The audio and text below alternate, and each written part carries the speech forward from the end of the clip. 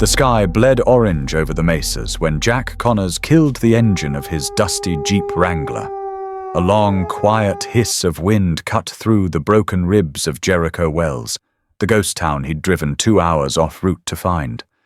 The silence was thicker than expected, not the peaceful kind, but the kind that carried weight, like a secret just waiting to be heard.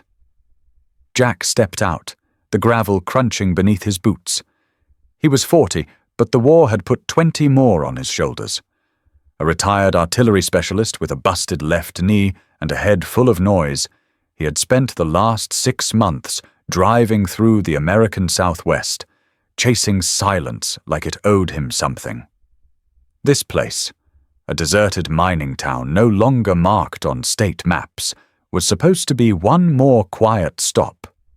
One more forgotten piece of America to aim his camera at and keep the memories at bay. The church stood at the end of the main road like a stubborn memory refusing to fade.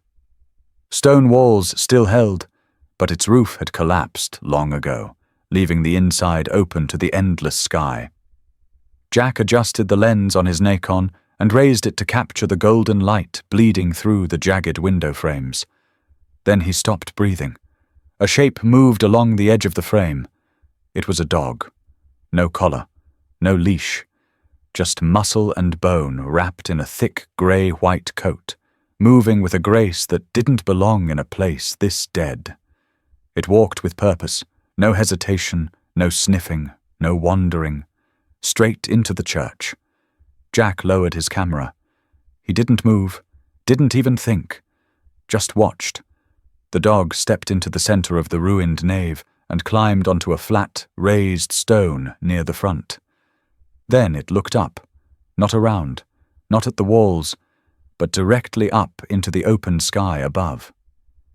It opened its mouth and released a sound that froze Jack where he stood. It wasn't a bark, it wasn't even a howl, not in the way most people understood it. It was a low, drawn-out wail, like the soul of something long forgotten had finally found its voice. It echoed across the ruined buildings, slid down the cracked road, and wrapped itself around Jack's spine. The sound wasn't wild or fearful. It was deliberate, measured, as if it had been practiced, repeated, perfected. Jack took a step forward, slowly, the way someone does when entering sacred ground. The dog didn't notice, or didn't care. It finished the howl and remained still, head still lifted, tail still, body rigid in mourning or memory or both. And then, just as slowly, it climbed down from the stone and walked toward the back of the church, disappearing from view. Jack exhaled. He hadn't even realized he was holding his breath. What the hell was that? He stepped into the church. The air inside was cooler, drier. A few sunbeams knifed through the collapsed beams, painting golden patches on the dusty stone floor. There was no sign of the dog, no sound of paws, no shadow. Jack stood in the center of the space where the dog had been. He looked up into the fading light. His skin prickled. This didn't feel like stumbling onto an animal. It felt like walking in on a ritual. That night, back in the Jeep with the windows cracked and the desert breeze whispering through, Jack couldn't sleep. Not because of dreams, because of silence. The dog's howl had hollowed something out in him.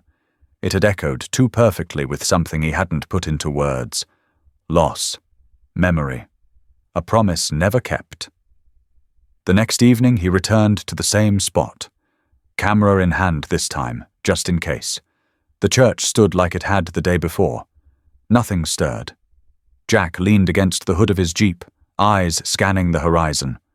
30 minutes passed. Then movement. Same shape, same stride. The dog. It appeared from the brush to the east, walked the exact same path, entered the exact same way, climbed onto the stone, looked up, howled. Jack didn't raise the camera. He couldn't.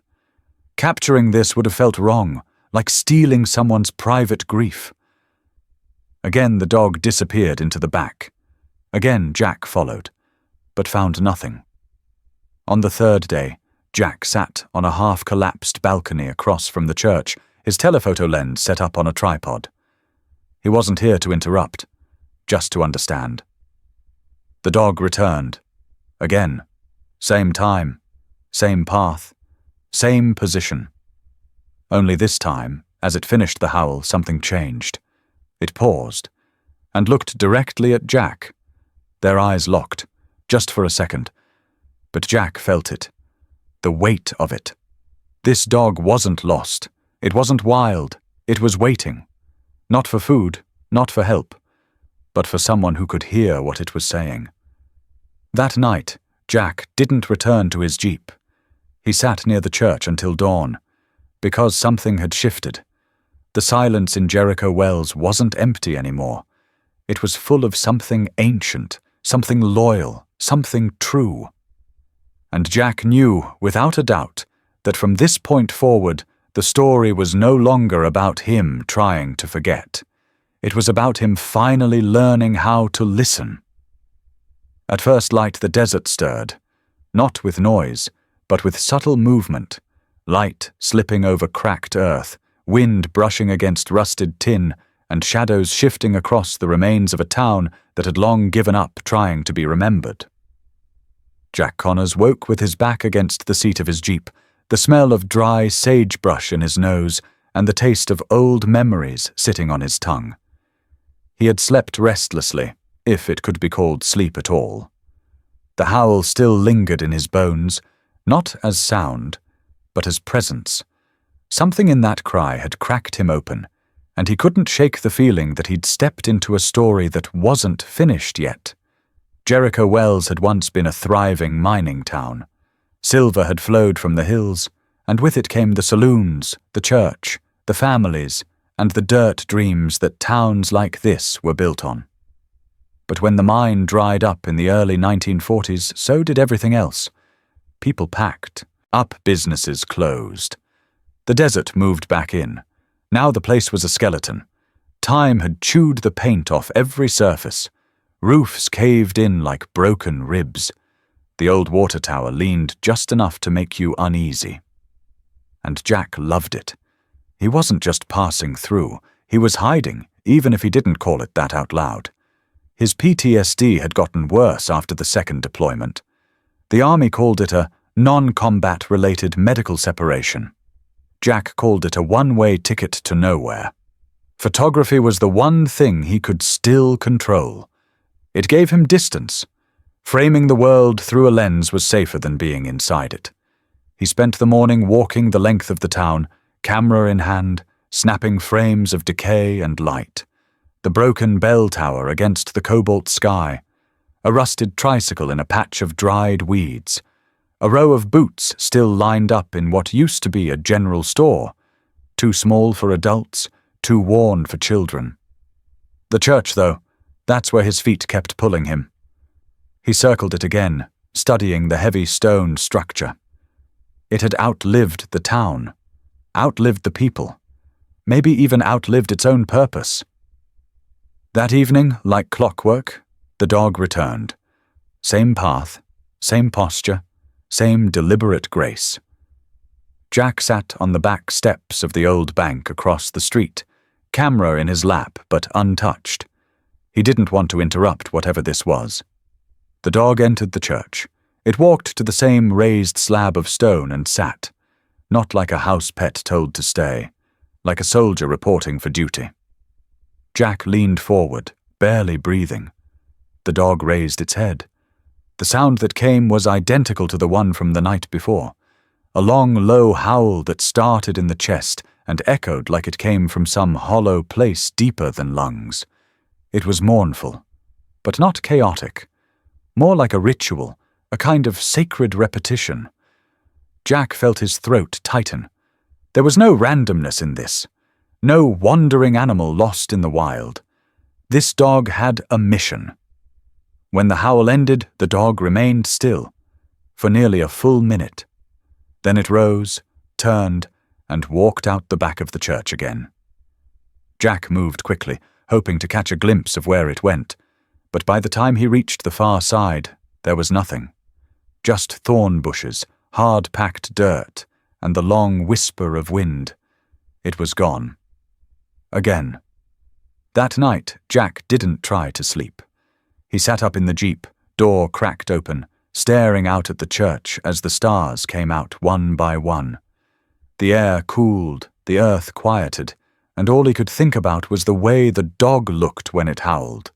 How its posture didn't just speak of sorrow, it spoke of duty. The next morning, he did what came naturally. He began the documentation. Camera in hand, he photographed the stone the dog stood on, the shadows that fell inside the church at dusk, the claw marks near the entry that might have been weeks or years old. He wasn't just taking pictures anymore, he was building a case file. By mid-afternoon, the heat had pushed him into the shade of the collapsed saloon. He reviewed the photos on the back of his camera. Most were just empty frames of crumbling stone and dust. But there was something about the way the light moved through the broken rafters in the church. It was almost alive. That evening he returned to his position. Same time, same place, and so did the dog. But this time, something shifted. As the dog reached the stone, it paused. It turned its head briefly toward Jack. Just a glance, just a second.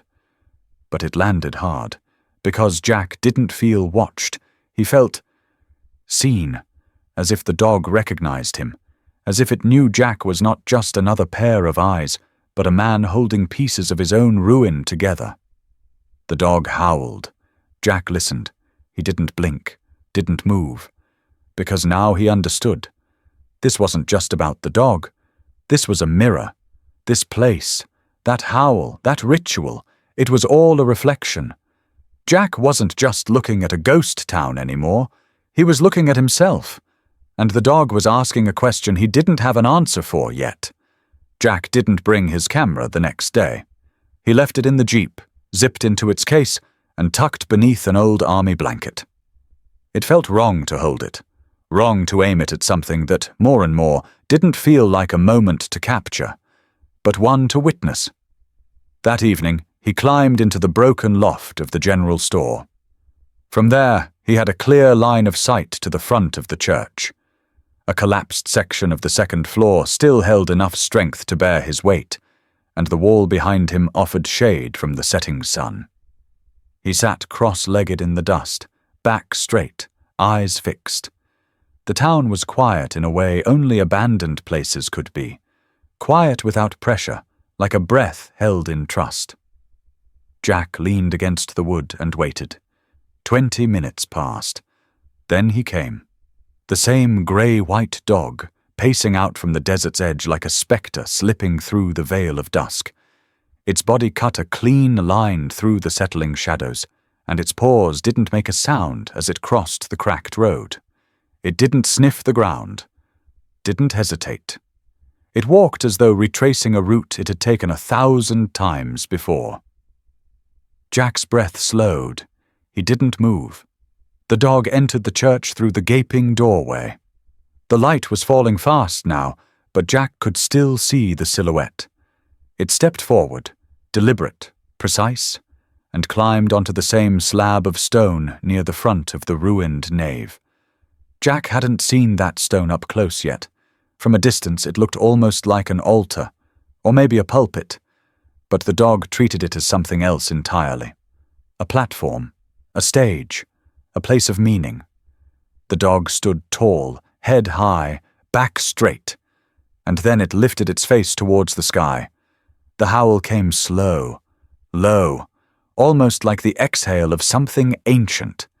A deep-throated cry that rose into the air like smoke from a sacred fire. It wasn't loud, not enough to disturb the silence. It didn't shatter the quiet, it honored it.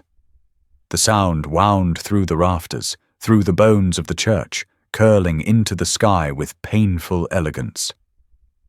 Jack's chest tightened. The howl didn't seem directed at anything inside the church. Not toward the collapsed pews or forgotten altar, not even toward the graves Jack suspected lay behind the building. The dog howled skyward, like it was calling out to someone above, someone who had left, long ago. He leaned forward slightly, eyes narrowing. This wasn't instinct, this wasn't animal behavior, this was ceremony, a ritual, precise and purposeful, carried out by a being who understood something most humans never would. Jack sat frozen, not with fear, but with awe. The dog finished the howl and held the pose for a moment longer, still looking upward, as if waiting for an answer. None came, only the sigh of desert wind through broken walls. Then it climbed down, turned, and disappeared into the back of the church. Jack didn't follow, not this time. He remained on the broken balcony, the wooden beam at his back rough against his spine, his fingers curled against the floor. The dust was warm, familiar. He thought of the discipline it must take to do what that dog had just done, to show up, to carry out a duty without applause, without reward, without fail. Night fell quickly. Shadows stretched long, then vanished into the black. But Jack didn't move. His mind circled the idea like a hawk spiraling over open land. What kind of creature does that?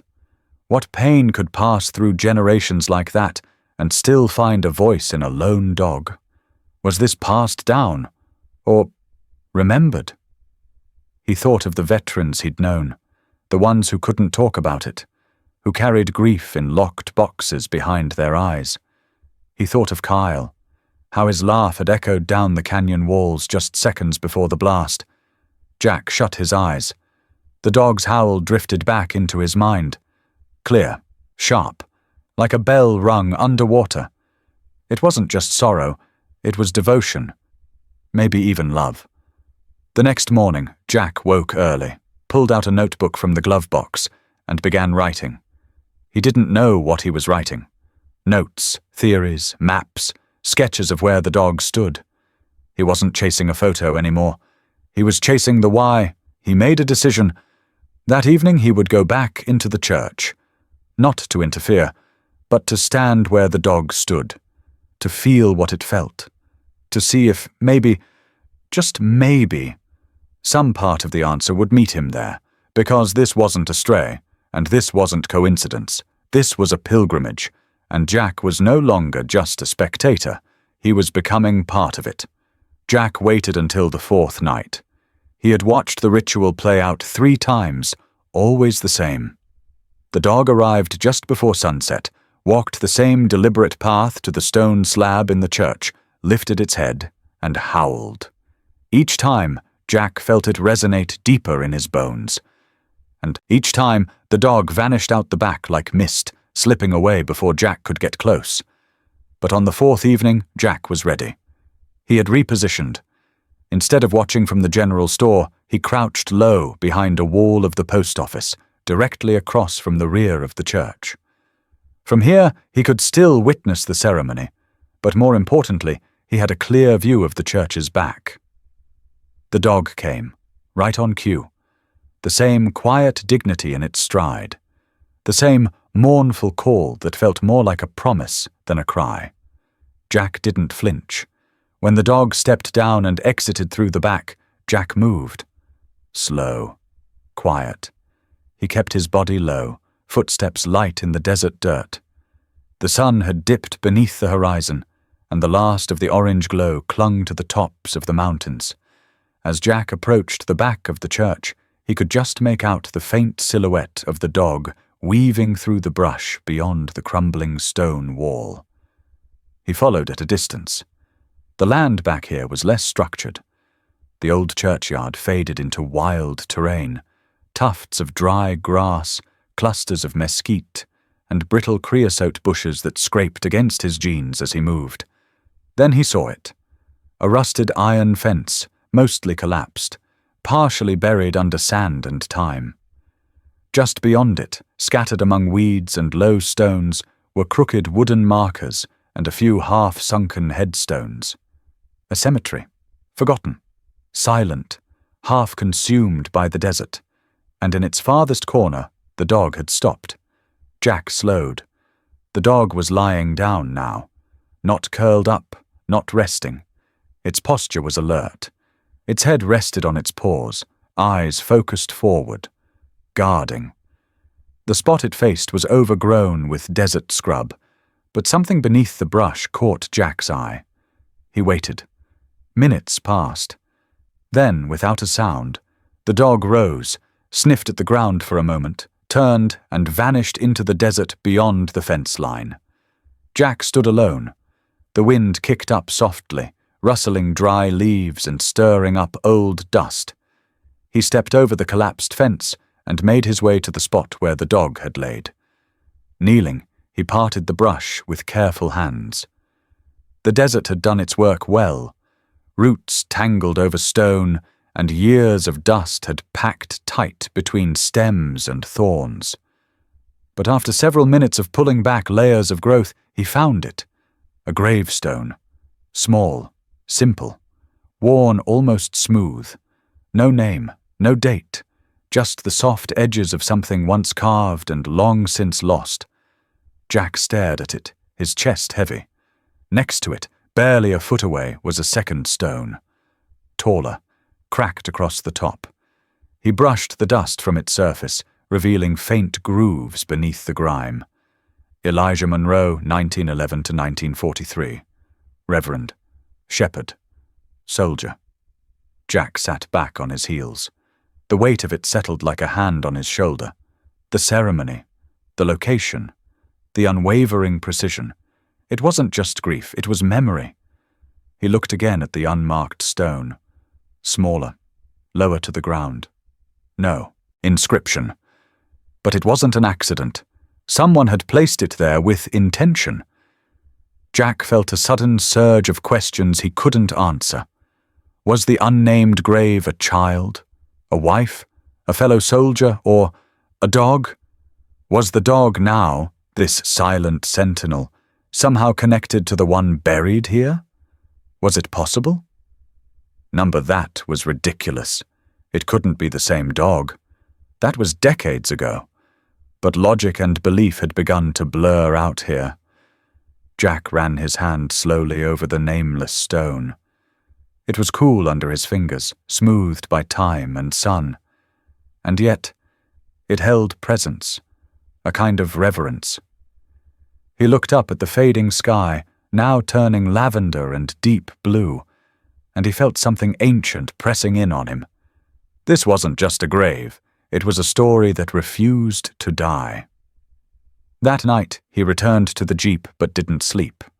Instead, he stared at the church, now a silhouette under the moon, and the overgrown yard behind it. That dog wasn't mourning in general, it was grieving something specific. Someone. And that meant there was more to uncover. A past buried behind stone, half erased by time, but remembered, painfully, fiercely, by the only witness left. A witness who returned every night without fail, to sit, to howl, and to keep watch. The town of Silver Ridge sat nestled in a dry valley 20 miles east of Jericho Wells. Compared to the ghost town, it felt almost like a metropolis, though it was really just a few blocks of aging storefronts, a diner that served pie out of pride rather than necessity, and a courthouse with a flag that flapped half-heartedly in the desert wind. Jack parked his jeep in front of the county records office. The building was squat, built of yellow brick, with windows coated in desert dust, and a heavy wooden door that creaked when he pushed it open. The cool air inside smelled of old paper, leather bindings, and something like floor polish and dry time. The clerk behind the counter barely looked up from his crossword. "Looking for death records," Jack said. "Jericho Wells. Around the 1940s. Name, Elijah Monroe." The clerk pointed a thumb down the hall. "Archives are in the basement. If it's not on microfilm, you're out of luck." Jack descended into the dim, concrete-walled archive room. The hum of old fluorescent lights buzzed above, and the only other sound was the dry flick of film reels as he turned the dial on the reader. He scrolled slowly, stopping at 1943. There it was. A death notice from the Silver Ridge Sentinel. Reverend Elijah Monroe, 32, dies in Jericho Wells. Known for his service both in faith and war, Reverend Elijah Monroe passed peacefully in his home behind the First Church of Jericho Wells. A veteran of the Great War, he returned from the trenches of France to guide the dwindling town through its final years. Locals referred to him as the last light of Jericho. No surviving family is listed. Jack stared at the words. The paper didn't mention any funeral. No eulogies. Just a fading obituary in a county paper most people never read. But the detail that mattered was buried in a single line: a veteran of the Great War. He printed a copy, folded it, and tucked it into his notebook. For hours, Jack scanned census records, land deeds, and church registries. No mention of Monroe owning property, but one entry caught his attention. A 1940 census listing Elijah Monroe as head of household. Listed under him, Bruno, dog, 6 years, German Shepherd, companion. His heart kicked hard in his chest. Bruno. It wasn't a lot, but it was confirmation. Reverend Monroe had a dog. And now Jack had a name. Bruno. He looked again at the date. 1940. The dog would have been 9 or 10 when Monroe passed in 43. Old, but not too old to remember. He wanted more. Back upstairs, Jack asked the clerk if anyone in town might remember Jericho Wells. Most of them are long gone. The man said without looking up. Maybe check the Historical Society. Or Aunt May. She's older than the post office. Aunt May. The clerk finally looked up. Lives 2 blocks over. White house with the green porch swing. She's got a memory like a steel trap, and she doesn't mind using it. Jack found the house easily. It was a modest adobe home, kept neat with flowering succulents in rusted buckets, and a thin vine crawling up the porch column. The green swing creaked gently in the wind. He knocked once. A moment later, the door opened, revealing a woman with a sharp gaze and long silver hair braided down her back. She wore a faded flannel shirt and jeans and held a ceramic mug that read, 1940s Called. I hung up. You lost? She asked. No, Mom. Just looking for answers. My name's Jack Connors. I was told you might remember Jericho Wells. Her expression didn't change, but her gaze sharpened. You from there? Number, but I've been staying nearby. There's something I need to understand. She stepped aside. Then you better come in. Inside, the house was cooler than expected. Books lined the shelves. Old photographs, most black and white, hung in mismatched frames. Jack explained what he'd found. The obituary, the gravestone, the dog. When he said the name Bruno, Aunt May stopped stirring her tea. Bruno, she said, more to herself than to him. That dog could read a man's soul. You remember him? I remember stories. I was only a girl when Reverend Monroe died. My uncle worked the telegraph line that ran near Jericho. He said the whole town left over 2 years, 1 wagon at a time, but the Reverend refused to go, said God didn't quit on places just because people did. And the dog. She smiled, but it was a tired smile. Stayed right there with him. My uncle said they were always together, always, even after the last sermon, even when the church roof collapsed. Folks said Bruno sat beside that grave for days after the Reverend passed. Wouldn't eat, wouldn't leave. When someone went to check, they found him lying on the mound of dirt, dead.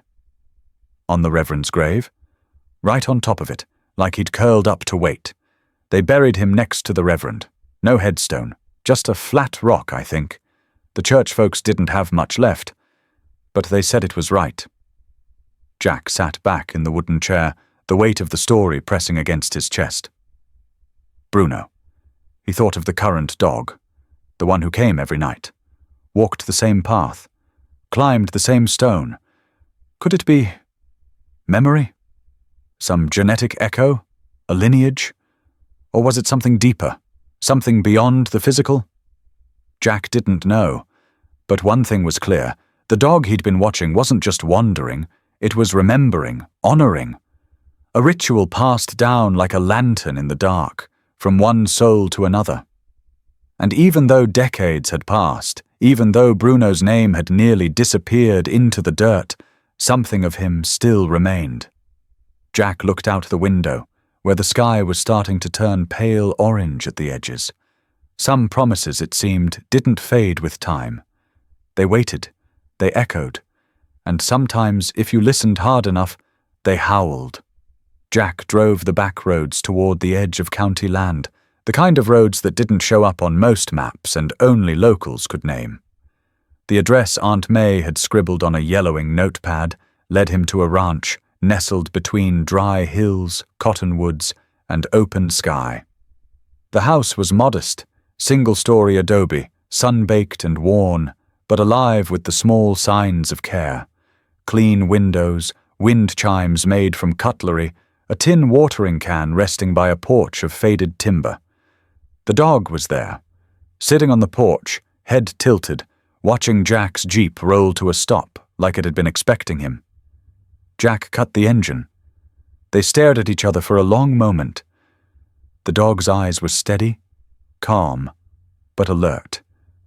Jack felt that same familiar pull in his chest, like the animal saw further than the surface, saw something buried. The screen door creaked open behind it. A woman in her early 50s stepped out, wiping her hands on a towel. Her hair was long, streaked with silver, pulled into a loose braid. Her posture was relaxed but direct, the kind that said she'd seen a few things and carried none of it like a burden. "You must be Jack," she said. He nodded, stepping out of the vehicle slowly, careful not to spook the dog. "You must be Emma Monroe." "That's right. Aunt May called ahead, said you had questions about Jericho Wells." Jack glanced at the dog, who still hadn't moved. More than questions, really. Emma followed his gaze. "Come inside." Inside, the house was warm, filled with simple wood furniture, shelves of old books, and walls lined with photographs, sepia portraits of people who looked like they belonged to the land as much as the land belonged to them. Emma poured him a glass of iced tea, handed it to him without asking, then sat across the kitchen table. The dog, now stretched out nearby on a rug, watched, them with quiet interest. "You've seen him," Jack said, "every day for the last 3 years. He shows up at the church, same time, same routine." Emma nodded, her eyes softening. "He goes to the pulpit, howls once and then disappears behind the building." Jack continued. Emma didn't look surprised. "Yeah, that sounds about right. You know why?"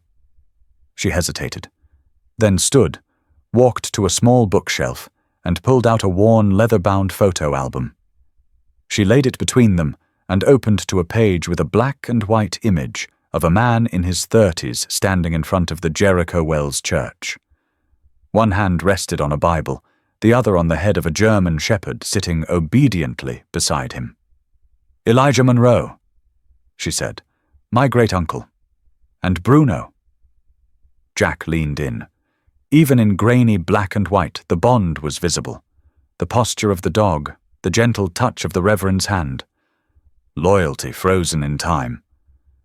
"My grandmother told me that when the last wagon left Jericho, Elijah stayed behind, said he wouldn't leave the dead alone, and Bruno, he never left Elijah's side.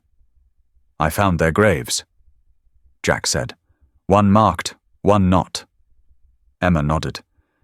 "They say when Elijah passed, Bruno laid on his grave and never got up. My grandmother was the one who found him. She was 12. They buried Bruno right next to him, under that flat stone." She looked up at Jack. "Before she died, she told me, 'Don't let people forget that dog. He kept a promise no man could.'" Jack exhaled slowly, throat tight. He did more than that. He started something. Emma leaned back in her chair, eyes flicking toward the dog by the rug. I think you're right. Jack studied the animal. What's his name? Spirit. Jack's eyebrows lifted.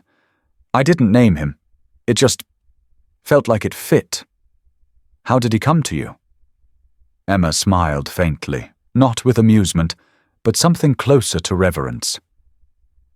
3 years ago I was driving the old county road. You know the stretch just before the turn to Jericho Wells? I know it. It was early fall, evening light. I saw something on the shoulder and pulled over. He was just lying there, skinny, covered in ticks, looked maybe 6 months old, half wild, half starved, but his eyes, those were already old, too old for a pup. Jack's gaze never left Spirit. I took him in, fed him, got him cleaned up, but he wouldn't stay put, always restless at sunset. After a few months, I let him out to follow where he wanted to go. Thought he'd bolt. Instead, he walked all the way to Jericho Wells. Emma stood and walked to the window, looking out towards the horizon. Every evening after that, same thing. He waits until the sun dips, then disappears into the desert. I followed him once, stayed back, didn't want to interfere. I saw him walk into the church like he'd done it 100 times before, stand on that stone, howl, then head behind the building. Jack spoke softly. He does it like it's his job. Emma turned, eyes glassy. Maybe it is. A silence settled between them, thick with meaning. Spirit still lay in the corner, but now his head was up, ears twitching slightly. He doesn't do tricks, she said. Doesn't play fetch, doesn't bark at delivery trucks. He's gentle, but always watching, like he's carrying something that doesn't belong to him. Jack looked at the photo of Bruno, then at Spirit. He's not a stray, Jack said. He's a message. Emma nodded. Or a memory. Outside, the sun was beginning to lean toward the hills. Jack could feel the light change through the glass. It was almost time. I'd like to keep following him, Jack said, if that's all right. Emma didn't hesitate. He's not mine to stop.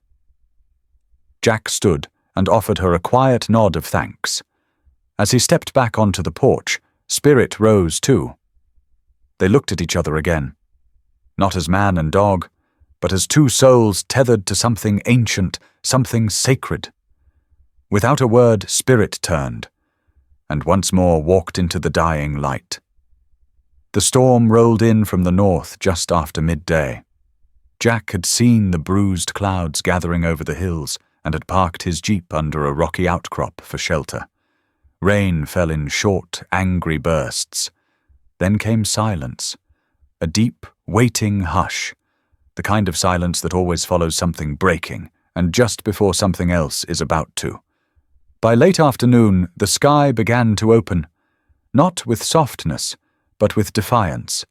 The sun cracked through the storm cover, igniting the clouds from underneath with streaks of crimson blood orange and a sharp, electric pink that painted the broken walls of Jericho Wells in colors too violent to be called beautiful. Jack stood across from the church, camera mounted, breath shallow. The light was perfect. The kind of light that came once in 100 storms.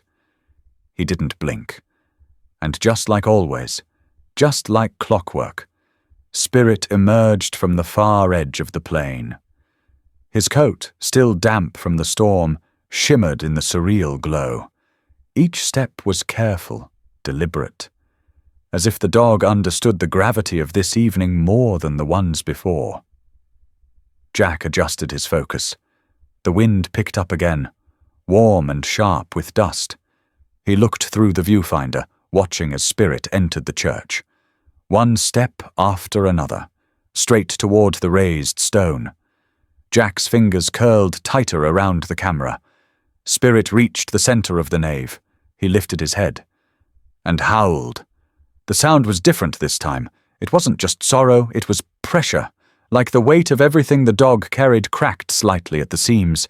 It cut through the golden air like a blade, dragging the silence open. Jack clicked the shutter. The image snapped into place. Spirit silhouetted against the shattered church and a sky on fire. Then the howl hit him in the chest. Not the sound itself, but what it opened. In an instant, Jack wasn't in Jericho Wells anymore. He was back in the valley, in Afghanistan. Dust choking the back of his throat, ears ringing, gunfire stuttering from the ridgeline. The acrid stench of cordite and blood filled his lungs. Shouts blurred into white noise, and then Kyle's voice, close, too close. "Don't move, Jack. Got you." A laugh, then the blast. Heat, light, silence, and a weight across his lap, heavy, unmoving. Jack dropped the camera. It hit the dirt with a dull thud. He stumbled backward, breath ripping from his lungs, chest locked tight. He gasped, but no air came. His vision blurred. The images folded in on themselves. Dust, blood, fire. Kyle's face, eyes wide, mouth open, words unfinished. He collapsed to his knees, shaking. The panic surged through him like a wildfire. He clawed at his own chest, desperate to anchor himself to something solid. Anything. Then he looked up. Spirit was staring at him, still standing on the stone, still facing the sky. But his head had lowered, just slightly. His eyes locked onto Jack's. And in that gaze, Jack felt something he hadn't felt in years. Recognition. Not sympathy, not confusion, understanding. Spirit didn't come closer. He didn't whine. He didn't bark. He just watched, as if to say, "I've seen this before." Jack's breath hitched. His vision cleared. His hands dropped from his chest, now steady. And then, for the first time since Kyle's death, Jack cried. Not the angry, silent kind that choked him in the middle of the night. This was different. Raw, cracked open, flooded. He sobbed until his shoulders shook, until the earth beneath him felt soaked with grief that had waited too long to be released. And still Spirit stood watch, like a soldier at post, like a guardian who had seen many men fall and rise again. When the final light of sunset faded into the purple hush of night, the howl was gone, the camera forgotten, and Jack Connors sat in the dirt of an abandoned town beside a ruined church, finally letting go of a weight he thought would bury him. And across from him, Spirit waited. Not as a dog, but as a keeper of the broken, as a witness to the healing that begins the moment you stop pretending you're not hurt. Spirit didn't run like other dogs. He didn't zigzag through tall grass or chase shadows across open fields. He didn't bark at squirrels or wrestle with toys in the dust. He walked one path, day after day, as if tethered by something no one could see but him. Emma had said it in passing, almost like she was embarrassed by how much she believed it. She'd stood on the porch, arms folded tight, voice low. "He's not like other dogs. I swear, Jack, it's like he was already on a mission before I even found him." Jack didn't answer. He had felt it too. There was a stillness to Spirit that no amount of training could produce. A solemn focus that reminded Jack not just of Bruno's legend, but of the quietest soldiers he'd served with, the ones who never spoke of what they'd seen, the ones who kept watch even when the war was over. That morning, Jack returned to the church with his camera. He set up early, before the heat soaked the dirt, and before the wind came crawling over the hills. He placed his gear far back, at an angle that would frame the entire nave with the last light of day. Spirit wasn't there yet. He never arrived early. He arrived right on time. Emma had named him Spirit after an old poem her grandmother used to recite about trees that never forget. She said the name just fit, like it had always belonged to him. But Jack wasn't so sure it was that simple. That day, the sky burned gold. The dust from the storm 2 days earlier still hovered in the air, catching light in delicate, flickering curtains. The chapel ruins stood sharp and defiant against the backdrop of rolling red hills. And then Spirit came. He stepped into the frame exactly as the sun began its descent. His paws made no sound on the cracked stone. His eyes didn't scan. He didn't sniff the wind or twitch his ears. He just walked, straight toward the altar, where the old stone slab stood half-buried in sun-drenched shadows. Jack adjusted the lens. There was a purity to the moment that made his breath slow. Spirit climbed the low platform. The light struck his back at the exact angle Jack had prayed for. And then, without warning, Spirit lifted his head and howled. It wasn't mimicry, it wasn't memory, it was something deeper, as if the howl had lived inside him all along, waiting for the precise moment to be let out. The sound cut through the last light of day, echoing off walls that had long forgotten their purpose. Jack's finger trembled on the shutter. He captured it. Spirit, backlit in firelight, head thrown to the heavens, the echoes of his voice vibrating through the camera's glass. The image would become legend. But it was the moment itself that hollowed Jack's chest, because in that single sound he heard everything: the loss, the longing, the loyalty. It wasn't Bruno's return. Bruno was gone. But something of him remained. Not in spirit, not in reincarnation, in legacy, in the silent passing of memory from one soul to another. Emma stepped beside Jack as the last rays of sunlight faded behind the ridge. "He does this every year," she said, barely above a whisper. Jack didn't reply. He didn't need to. They both stood there, watching as Spirit slowly lay down beside the stone, not touching it but close, as if marking his place, as if saying, "I remember." And Jack realized something he hadn't dared to believe before. Spirit didn't need to be Bruno. He was the echo, the answer, the living bridge between what was and what had been forgotten. Some dogs bark, some bite, but a rare few listen, and even fewer carry stories on their backs, like old soldiers with unfinished orders. Spirit was one of them. And Jack, through his lens, had finally seen it. They gathered in the old town library, where dust still clung to the drapes like forgotten memories. Folding chairs lined up beneath the flicker of overhead fluorescence. No banners, no stage.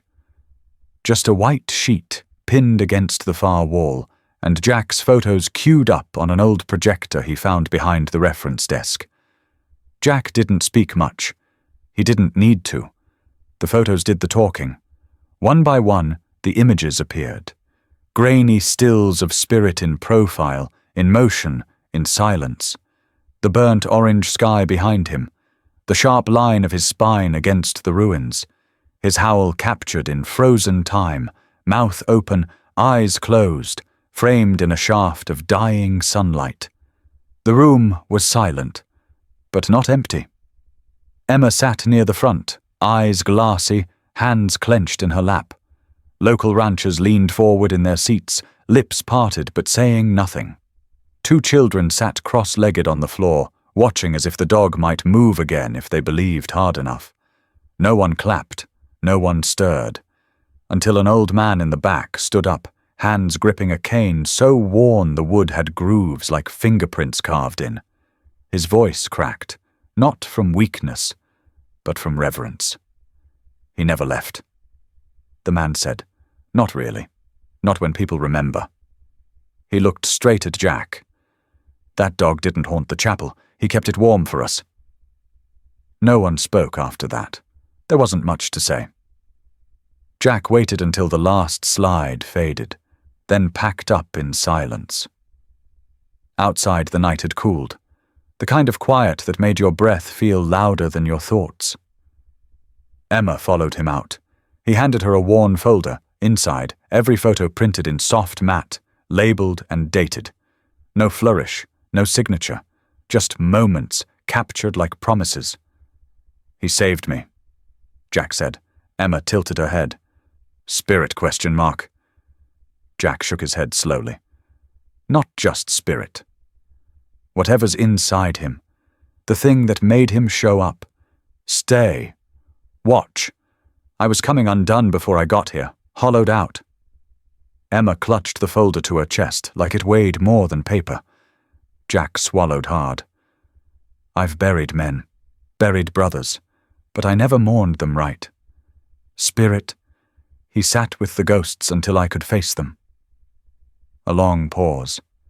Then Emma said softly, He always finds the broken ones first. Jack looked back towards the town hall windows, where the projection sheet still fluttered lightly from the AC vent. He's not a dog, Jack said, almost laughing through his nose. Not just a dog. No, Emma replied. He's the flame. Jack looked at her. The what? She nodded. My grandmother used to say every place has one, a flame.